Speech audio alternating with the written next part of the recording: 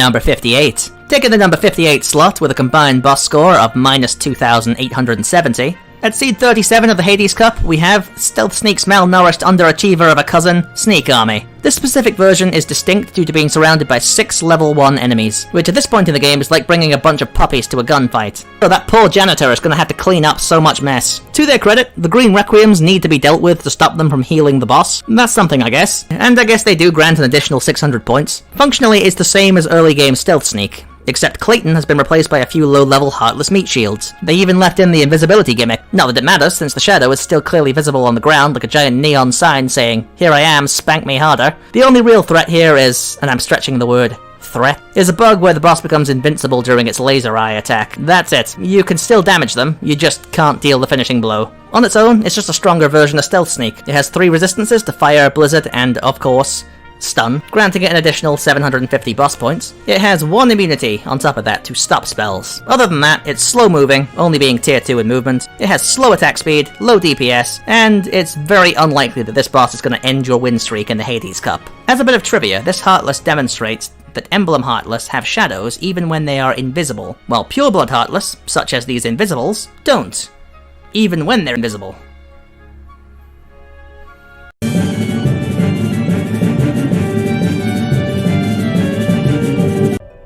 Number 57. With a total boss score of minus 2,728, we have the Behemoth on Standard and Beginner. Vanilla Behemoth. Fresh from the dark depths and about as terrifying as an angry rhino on Xanax, not to be confused with its glorified reskin of a cousin Arc Behemoth, which replaces it in every instance except for this one. Despite what the in-game journal says, or lies about, this version is actually the weaker one of the two. It has 1,350 health, but only 35 strength and 27 defense, making it the slightly more fragile sibling with a bad reputation.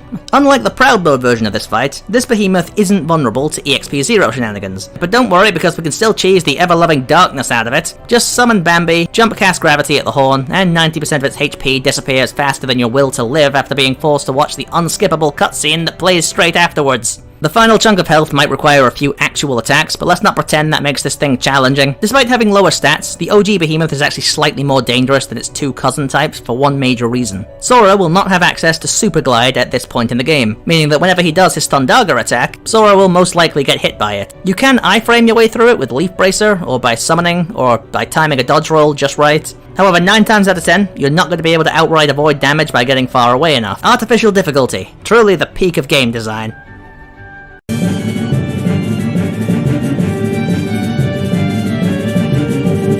Number 56, and number 55. Yes, we have a tie between our 56th and 55th entry on the list, with 2 very similar encounters as well, both from the Hades Cup. So, with a combined boss score of minus 2,570, we have Sneak Army 2 and Double Stealth Sneak. Reheated leftovers from the same tired Stealth Sneak gimmick. Both are about as threatening as a paper cut in a medical ward. Sneak Army 2 gets some level 3 goons, Invisibles, ironically, to back it up.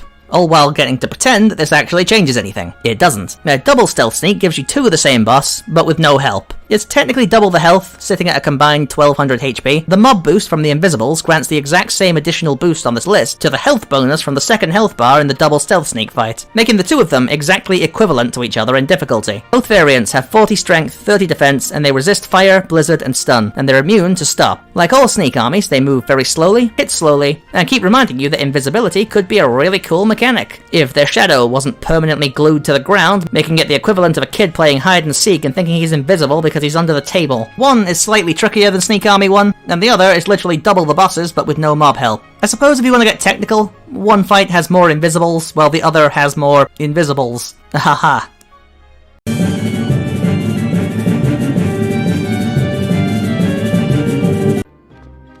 Well, at number 54, this time not 2 bosses sharing a slot, with a boss score of minus 2,386, we have 3 bosses sharing a slot. Lock, Shock, and Barrel pre-Kyrie Rescue are decently challenging to an unprepared player. Lock has his slingshot to hit you from across the room, and Barrel can deal some pretty fast damage with his off-screen headbutt. Shock is a good all-rounder with a spin attack that can be parried for MP orbs, and it's because of Shock that this group can be cheesed so easily. By wedging yourself behind this cannon, the 2 boys will sometimes be able to get themselves in there with you, making it easy to just melee spam them. They will escape from time to time, but they'll find their way back in. If they damage you, just heal with the cure spell. Barrel will often go down first because he can't jump to escape, and Lock can get stun locked.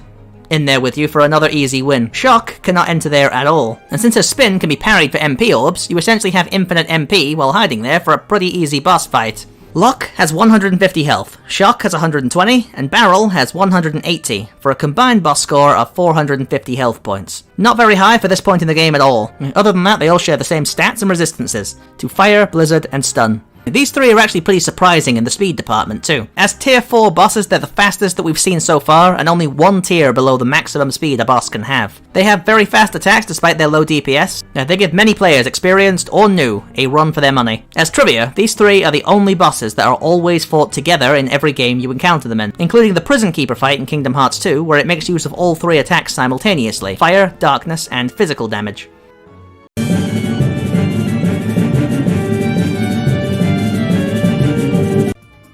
Number 53. Yeah, we're back to the sea for another hilarious boss fight. With a total boss score of minus 2,291, we have Ursula 1, Before the Kyrie Rescue.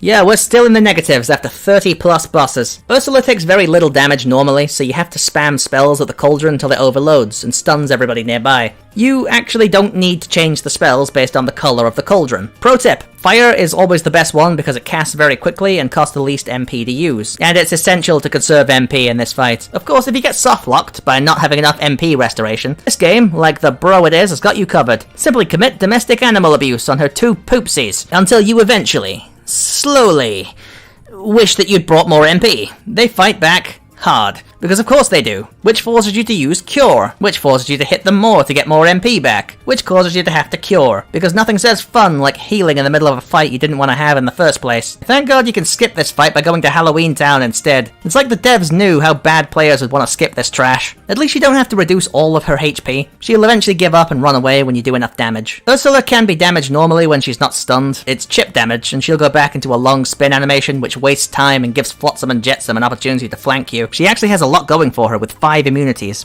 the maximum a boss can have in this game, and to all 5 magic types: Fire, Blizzard, Thunder, Gravity, and Stop. And on top of this, she's also resistant to stun, which is a complete lie. As trivia, Flotsam and Jetsam are technically considered separate bosses, but since they're always with Ursula, they don't get their own slot on the list, so every Ursula 1 fight is technically a 3-way. Lucky you.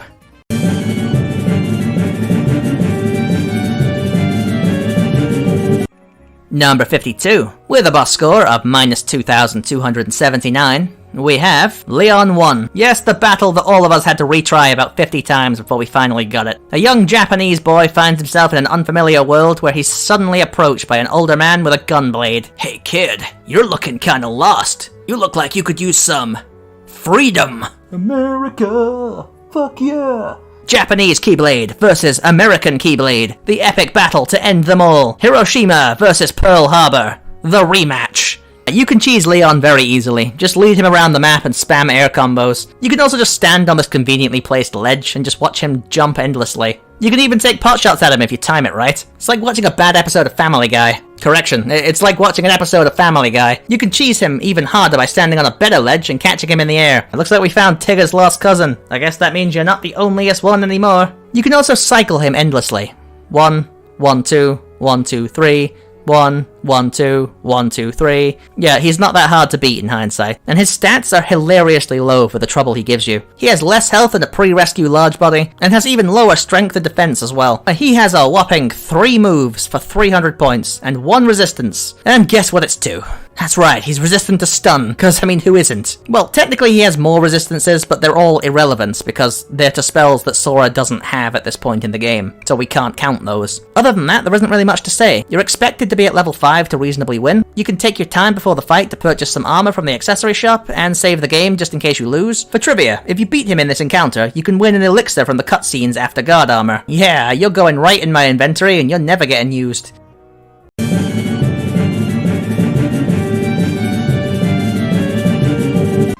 Number 51. Back to the jungle for a boss we touched on earlier. With a total boss score of minus 1,556, we have Sabor 2. At this time, no geometry tricks to cheese it. This is just pure, raw, uncut difficulty. You have to fight her legit, and she's ruined more than a few undefeated trophy attempts for sure. As of our number 51 slot, we're officially out of the easy zone, Well, technically all bosses are easy if you grind enough, but for Sora's level of about 10-ish, she's actually pretty tough. She has double the health from her previous appearance at 180, 12 strength, and 11 defense. She also has a new gimmick where she can disappear into the bushes and come back somewhere else. If only she'd stay there, right? This doesn't really do anything, it's just something that she can do. Back in the vanilla edition, you couldn't even lock onto her when she was off screen. Now in the final mix version, you can.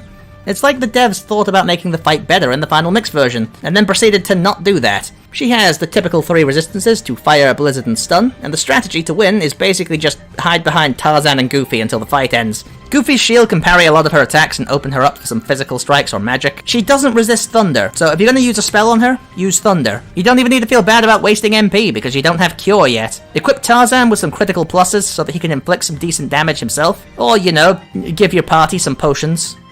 Yeah, I didn't think so. I'll see myself out. For trivia, Jiminy's journal lists Sabor as male, which is incorrect. She's a female leopard in every other form of media.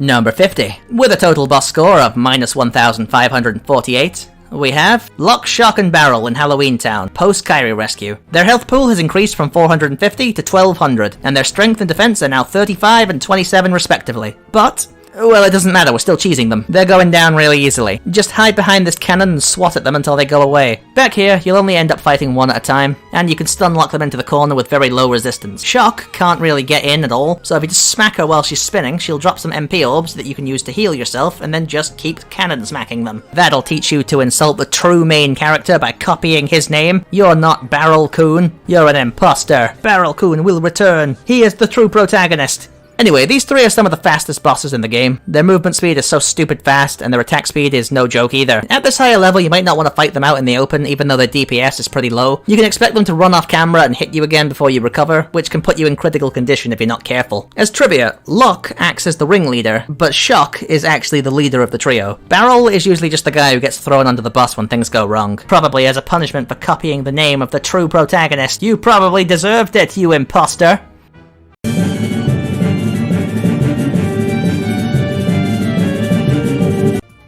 Number 49. With a combined boss score of minus 1,352, we're back to Atlantica to finish up with Ursula 1, this time after the Kairi rescue. Not much to say here. She's the exact same boss as Ursula 1 pre-rescue, but scaled up for late game. So her health is now 1,200, same as Dragon Maleficent, and her stats are boosted to have 35 strength and 27 defense. The general strategy is just to swim around and avoid Flotsam and Jetsam while unloading fire spells at the cauldron to make it explode, which will automatically stun every enemy present, despite the fact that she's supposedly resistant to stun. She has 5 immunities, which is the maximum any boss in this game can have, which are to fire, blizzard, thunder, gravity, and stop. You can predict her next attack by looking at the color of the cauldron, because that's all the color of the cauldron actually means. She does have a healing move, however it's only for Flotsam and Jetsam to revive them when you knock them out. She cannot heal herself, so she doesn't benefit from the 1,000 points for being a healer. As trivia, Ursula may in fact be related to divinity. In many forms of media, she is Triton's sister. Hercules' father is Zeus. Zeus's brother is Poseidon, and Poseidon's son is Triton. This makes Hercules and Ariel second cousins, and would therefore make Ursula Hercules' cousin, which means that hers and Triton's knowledge of other worlds may have an explanation after all.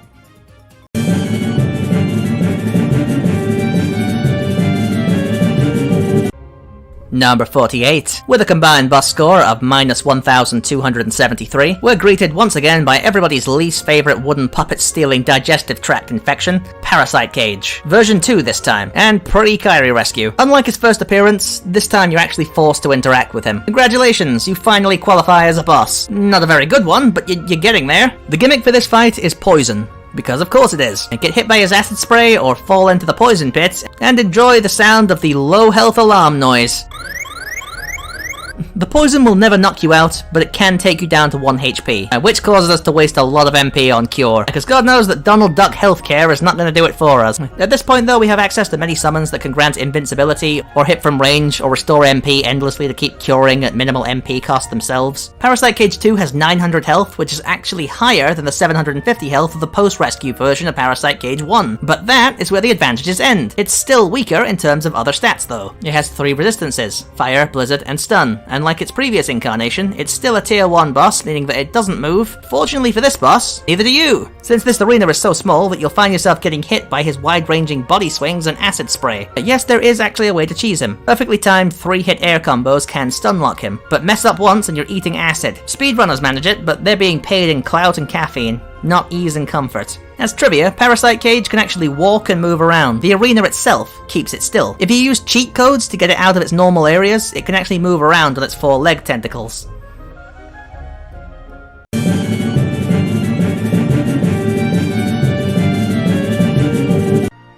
Number 47. With a total boss score of minus 1059, we have Cerberus 1, Before the Kyrie Rescue. Cerberus is pretty deceptive in the way that you'd think you want to fight it. As long as you have MP and items, you just get right up in its face and target the middle head. You can even ignore the Darkness Breath if you do this. And let's not even talk about the fireballs, they never even had a chance. The reason we target the middle head is because it allows you to strike at the other 2 heads at the same time. He has 600 health, 11 strength, and 10 defense. Essentially, he's just Sabor on a longer leash. His moveset is also a bit higher, to be fair, at 5 moves. As you run out of items and MP, you can take your attacks to the outer heads, taking short strikes to avoid getting hit by his bite attack. His bite attacks are strangely off-center. Like the middle head has brain damage and the other 2 are just trying to make it feel better. Look at this, he's nowhere near. And the fireballs and dark breath, I mean, they're basically just fancy decoration if you stay on the aggressive. His attack speed is very slow and predictable, and his movement speed is not much better at only tier 2 in that category. His damage output is fairly high for the time period, though. There is a relative safe zone on his back. You won't need it, since standing directly in front of him is somehow twice as effective.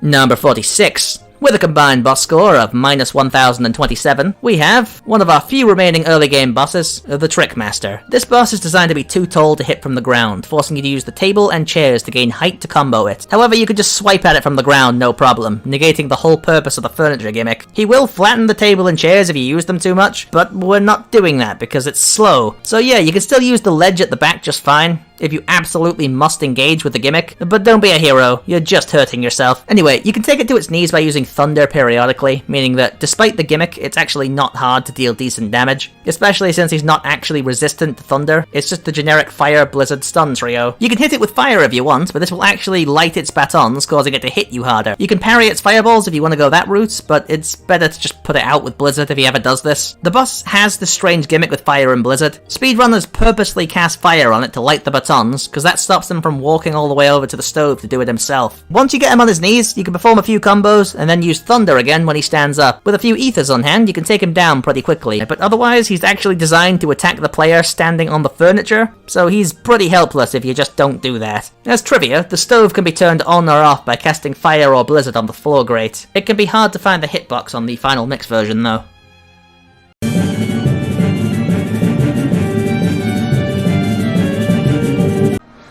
Number 45. With a boss score of minus 864, we have Cerberus from the Hades Cup. And it's here that we completely lose track of Cerberus's power scaling. He's stronger here than ever before, with 42 strength and 34 defense, but somehow he still has the same HP as his pre-rescue story version at 600. Fighting him is essentially the same ordeal otherwise as any other variant of the fight. He still has the usual 3 resistances, Fire, Blizzard, and Stun, and the exact same moveset as before. At this point in the game though, Sora's arsenal is likely so wide that you can just dodge, glide, stand on his back, or shockingly, just stand in front of him and hit X until he dies. You'd think having 6 eyes would give him better depth perception. Seriously, I'm right here! Sora's endgame toolbox is more than enough to trivialize any version of this fight. Yes, most of his attacks will miss if you do this, but don't feel too bad. At this point, you'll probably have access to Aero Ra or Aero Ga even, which will reduce damage for you while also increasing the damage you deal.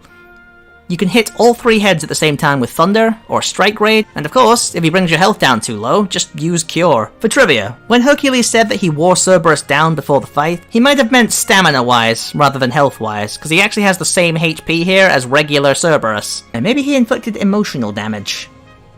No, you guys can move on, I'm not doing the emotional damage meme.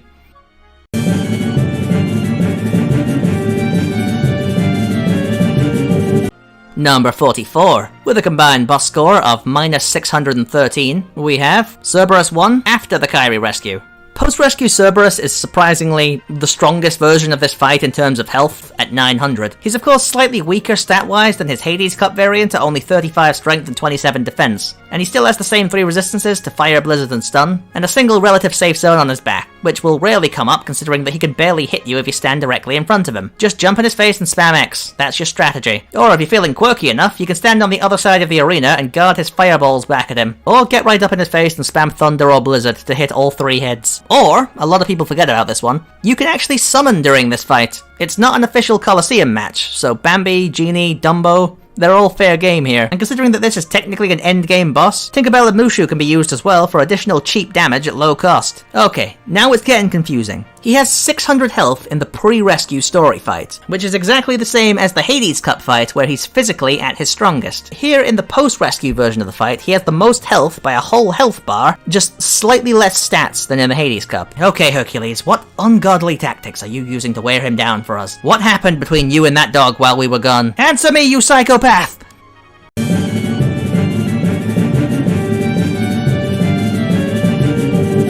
Number 43. Coming to the end of the Atlantica bosses, with a total boss score of minus 599. We have Giant Ursula on Standard and Beginner mode. Since we're on Standard and Beginner here, we don't have access to EXP 0 to cheese the fight like before, so instead we have to fight her the old-fashioned way. And by old-fashioned way, I mean 1950s style. Just smack her in the back of the head until she explodes into a tornado of ink. Be careful though, I think she secretly likes it.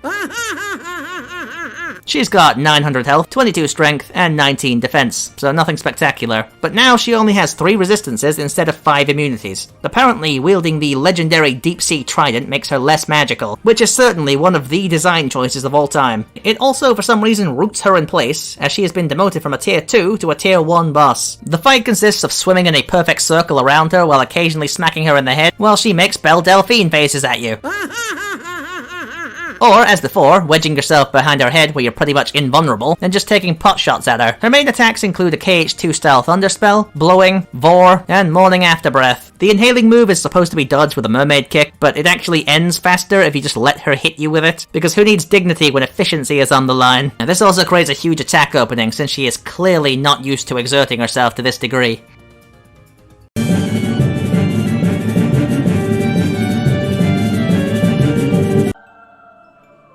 Number 42. With a total boss score of minus 573, we have Chernabog on Proud mode. He's an intimidating endgame boss, big wings, big fire, big smooth spot, Knight on Bald Mountain blasting in the background. And he's gone. That's a wrap, guys. Let's move on. This is Proud mode, remember. So just equip EXP 0, enter the fight, hit the head until you do one finisher, land on his arm, and summon Mushu. And then you can just kind of watch the fireworks. You can cast Aurora as well and just fly into him for extra damage. On Proud mode, this boss is a complete joke. You can cheese him using Genie as well, but it's much harder to pull that off. To go over his stats, they're actually pretty high, quite fitting for an endgame boss. And if this were standard or beginner mode, he'd actually be quite a challenge. He has 1500 health, 40 strength, and 30 defense. Not that any of this matters when you can obliterate him in 10 seconds. But yeah, if you choose to fight him properly, he can be quite a threat. He has a bunch of fire-based moves, none of which are going to be problematic for you, as we'll be skipping over all of them, just like we will with this boss entry. As trivia, the theme that plays for this boss fight is Night at Bald Mountain, and it's referenced in a painting in the Green Room of Traverse Town.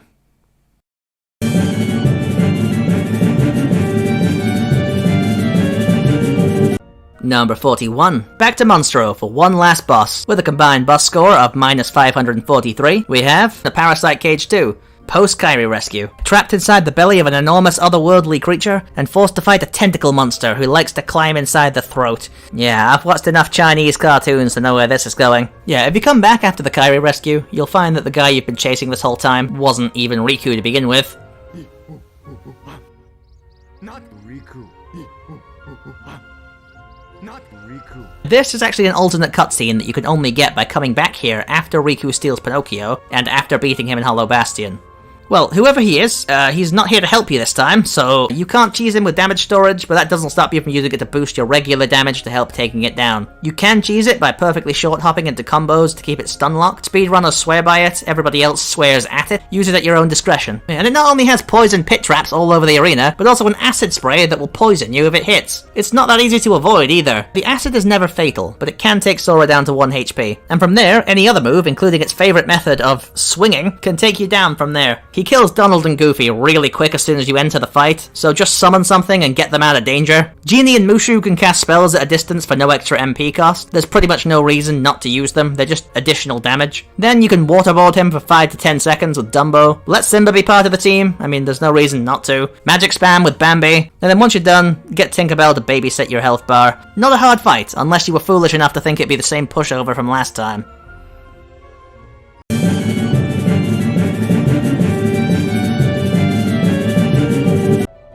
Number 40. With a combined boss score of minus 527, we have Maleficent's fairy form. No, not the furry form, the fairy form. On any difficulty except Proud. Yep, outside of Proud mode, you can't really cheese her because stop won't last long enough to matter. Yes, you can do it anyway, and speedrunners have the fight figured out with their whole Ars Arcanum strategy, but overall, you have to beat her the boring way, by using intended game mechanics.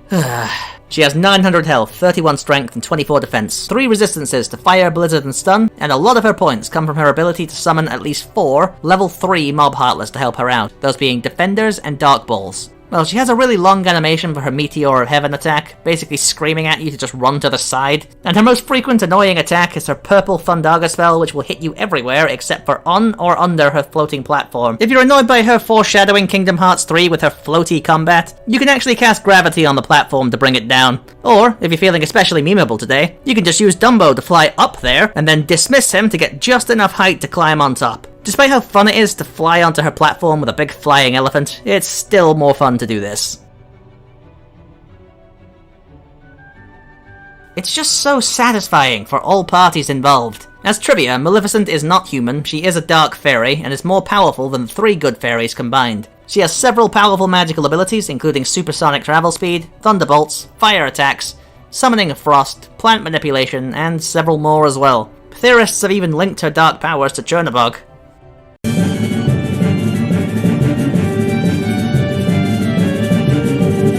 Number 39. With a total boss score of minus 278, we have a grand welcome to Atlantica's grand finale on the list, where Ursula is now bigger, angrier, and suffering from more hypertension than ever. Maybe lay off the salt for a change. You have no excuse. There is no cheese here on standard or beginner, just a giant sea witch who wants to scream at you underwater like a disgruntled DMV clerk.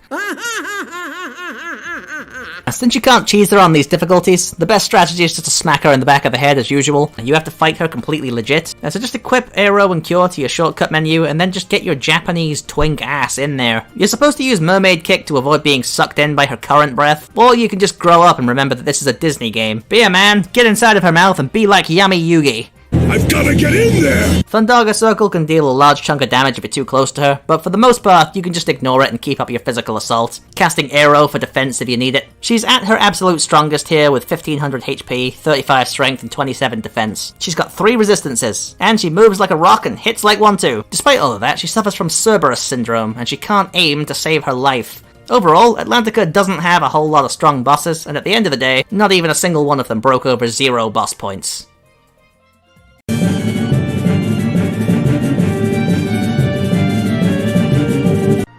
Number 38. Well, now that we're done with Atlantica, let's start chipping away at those Olympus Coliseum bosses. In this case, with a boss score of minus 258, we have Ice Titan. Also known in the movie as Hydros. Yep, this Titan also has a name. Just for those people who want to pretend they care about it. Less of a boss and more of a tech farming exploit. You can actually level grind here super fast by just equipping all of your EXP items and abilities, and then guarding its icicles to level up fast, and eventually win as a side effect, which gives you an extra 5,000 experience points. He has 1500 HP, 46 strength, 46 defense, and he's a tier 1 boss who never moves from the center of the arena, which is fitting for an actual glacier. Poor bugger is probably frozen to the ground. He's got 2 resistances, one to thunder and one to stun, because of course he does, and he's also got 2 immunities, one to blizzard and the other to stop, and is actually one of the few bosses in the game with a weakness. In this case, it's a 2 times weakness to fire. Not that you'll ever reach his head with it because of the range limit. It also has quite a unique gimmick where if you cast Aero, it powers up and its icicles get bigger and unblockable, so don't do that. Now, while this boss isn't exactly cheesable in the traditional sense, you can beat him by just standing still and reflecting icicles, and just watch them go right back into his own face, and damage him, you know, despite being immune to the ice element. Anyway, rinse, repeat, and level up while you're at it. Maybe do your taxes in the background, politely leave your brain at the door because you're not going to need it in this fight, and if you're not strong enough to win the fight, you very soon will be.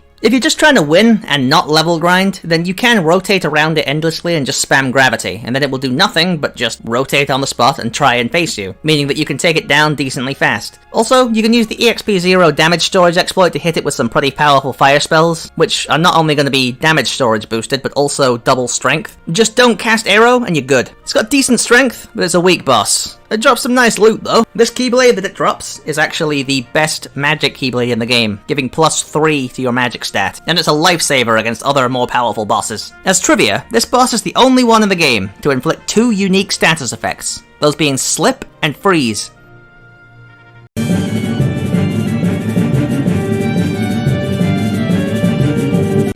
Number 37, with a total boss score of -148, and the last boss that will score below 0 points on this list, we have Sorcerer Jafar. For positives, he's the most powerful sorcerer in the world. Negatives, he's the only sorcerer in the world. His strategy involves floating annoyingly just out of reach and playing a game of dog versus Roomba with the player. He has a number of spells that he can't even pronounce correctly. He does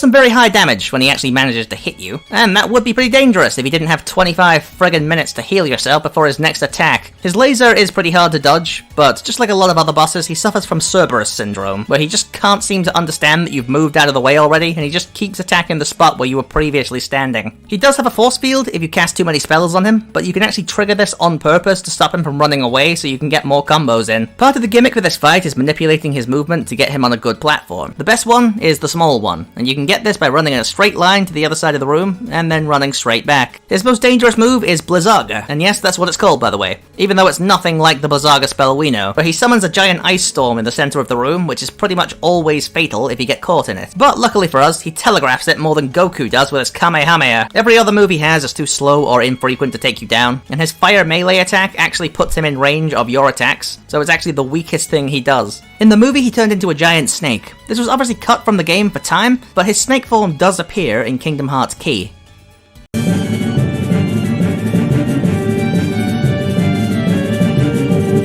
Number 36, with our first above 0 boss score, and moving towards the stronger bosses in the game, with a total boss score of 3, we have the Cave of Wonders Guardian. Technically, the boss is the Tiger Head, but really it's the Bandit Heartless who do the heavy lifting. There are 5 of them at any given time, and they always knock you off the head. Then come the Fat Bandits a little later on, which are not quite so annoying as the actual bandits that fly at you. There are 5 of them. They knock you off, you climb back on, hit the eyes a few times. This repeats until you have to explain to your landlord how you managed to lodge a video game controller in your living room wall. Tiger Guardian has 380 HP, that's 190 per eye, 18 strength and 15 defense. And he also has the standard resistances to fire, blizzard, and stun. He has 3 whole attacks, none of which matter because your party will be too busy getting juggled like a tennis ball by all the flying highwaymen the game tosses at you. This is a massive 900 points for just mobs alone. He's a stationary boss, which is cute, but those Bandit Heartless, oh my god, they're annoying. They make sure you never get comfortable just mashing the X button.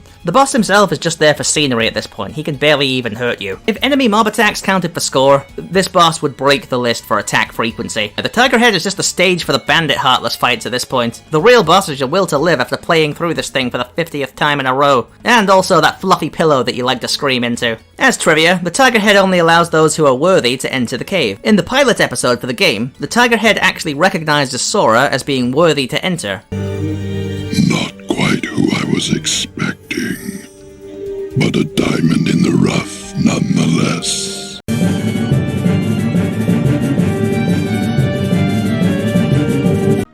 Number 35. Back to Olympus Coliseum with a boss score of 296. We have the strongest Behemoth variant in the game, the Destroyed Behemoth. This glorified damage sponge, the Hot Rod Behemoth. This mighty Glacier Heartless has 4 immunities to Fire, Blizzard, Thunder, and Stop, and its 1500 HP is just an excuse to waste the player's time during the Hades Cup time trial. The main distinction for this guy from his weaker cousins is that you can't cheese it with EXP0 on Proud Mode. You can do the gravity spam tactic if you want, but without Bambi, you're gonna run low on MP very fast, meaning that unless you want to waste elixirs on this guy, you're gonna have to bite the bullet, jump on its back, and smack the horn like a real man, like you're playing whack-a-mole with a giant ugly unicorn that isn't even trying to hide. It's technically the exact same fight as all other Behemoth variants, but the fight's real purpose is to either waste your time in in the case of the time trial, or your MP or healing items so that you can't take them into later challenges. Not much of a problem on the regular Hades Cup, because you can take breaks every 10 seeds, including after this fight, but the time trial must be done in one go, so this boss can waste humongous amounts of time or resources depending on player choice. As trivia, this version of the behemoth actually existed in the vanilla game. It was never named over there, but it was the only behemoth variant to exist in that game other than the regular behemoth.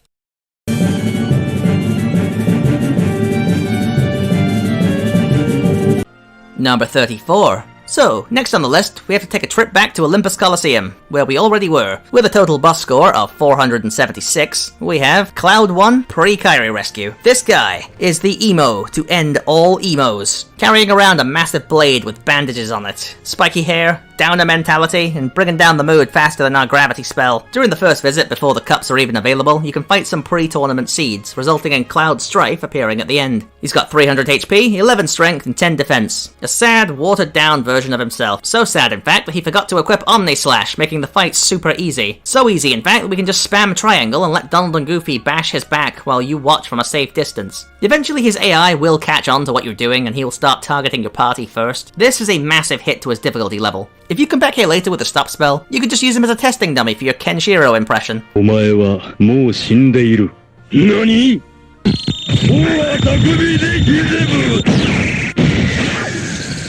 Well, at least he's cool enough to give us a good ability afterwards. For trivia, after you meet Cloud here, you can go back to Traverse Town and tell Aerith in the abandoned house of the 3rd district, and she'll just be happy that he's safe.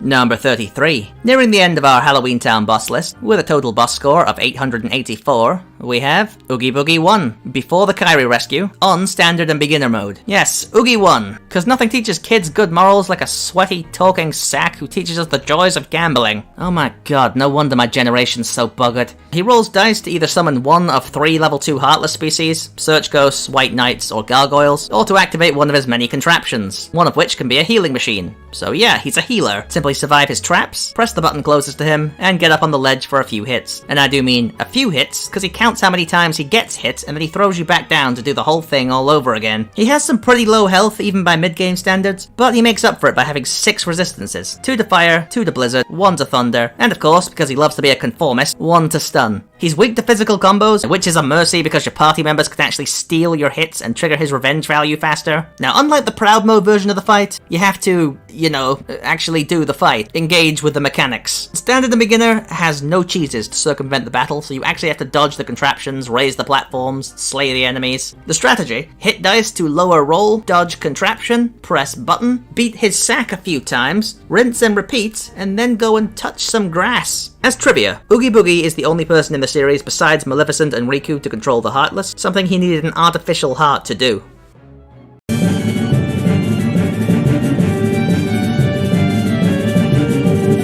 Number 32. With a total boss score of 901, we have Cloud 1, after the Kyrie Rescue. In this case, he's just the same guy as before, just with more health and stats. That's about it. Like that one annoying co-worker who asks you the same question twice to see if you'll give a different answer. In theory, you should have an easier time with this version of Cloud, because of all the options Sora has at the end of the game, but he technically is harder to beat. His health has been boosted to 600, which is very low for an endgame boss, which is exactly where you fight him. And he has the standard endgame stats of 35 strength and 27 defense. He also has 3 resistances to, guess what? Fire, Blizzard, and of course, Stun. He's still left his Omni Slash ability in his other pantaloons, so no annoying DM to fight against. And he's still completely destroyable with Arrow and X spam. You don't even need to parry. Just let Donald and Goofy chew on his back while you slowly clap for him, Parasite Cage 1 style. He'll eventually grow wise to this strategy and take them out pretty quickly, but by that point, you will have taken off a pretty good chunk of his health. His strategy involves spamming Sonic Blade 50 million times in a row, and sometimes using Clim Hazard, which is this move. He's only really vulnerable after using Clim Hazard, since he didn't get the memo that you're supposed to stagger when you're smashed in the face by a legendary darkness-destroying weapon. For such a dark person, you don't seem to act like it. Given your late game status, you can just use Eroga, the X button, and Cure to win,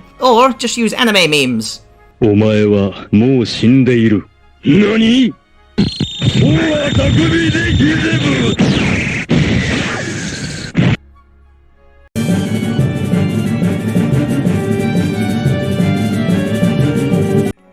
Number 31. With a boss score of 1153, we have the weakest of the armor Heartless, the opposite armor. Our first armor fight on the list, and as many gamers have noticed, quite a bit easier than his guard armor counterpart. Between his arms, his legs, and his torso, he has a total of 1305 health, which is quite high for this point in the game. Higher than most early game bosses, and on par with some later game enemies too. For perspective, Maleficent Dragon only has 1200 HP.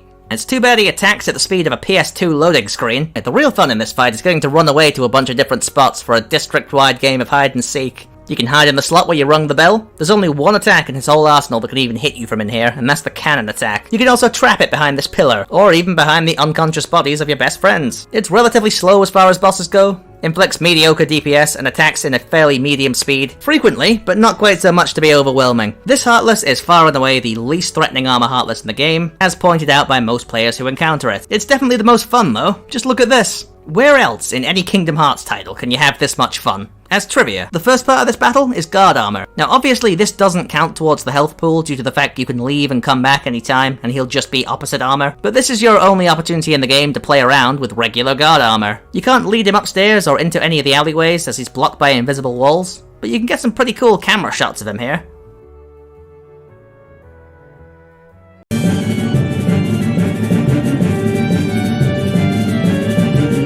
Number 30. Reaching the number 30 slot on the list, we've finally approached the God tier. Literally, not figuratively. With a boss score of 1259, we have Hercules, pre-rescue. Hercules is completely invulnerable to all forms of damage. The only chance we have is for the return of the true main character, Barrel Coon, the God Slayer. Barrel Coon will rise one day. You will all see. He will rise to the heavens and slay the gods themselves. The prophecy has been fulfilled, and the crowd goes wild. Go and get him, Barrel Coon. Now, Barrel Coon, no, not you, not you. You. This proves that Barrel Coon is the only true god in the Kingdom Hearts series. Throwing a barrel at Hercules will temporarily strip him of his immortality and allow you to combo away. Hercules, strangely enough, is not immune to anything. He just has 4 resistances to everything, given that he has a 0.01 times multiplier on fire, blizzard, thunder, and gravity. He is vulnerable to stop, and you can cheese him with it Maleficent style, but you don't need to. Just throw things at him until he gets dizzy, then just hit him with your stick until he apologizes. One Barrel Coon strips him of his immortality, and the second stuns him, ready for another combo. You can go in for a hit here if you want, or the more fun option, just keep bullying him with Barrel Coon. He will never break out of this until you run out of barrel clones. His attacks are extremely slow despite inflicting critical damage when he actually does connect. He has his legendary Herculean strength, but literally nothing else. Of course, if you're just selecting him from the drop-down menu, you can just beat him by spamming stop and elixirs until he stops breathing. However, it's better to talk about him in terms of the wider Hercules Cup. He's the only character in the game with the gall to fight me in a miniskirt, and he still gets wrecked by my flying wood.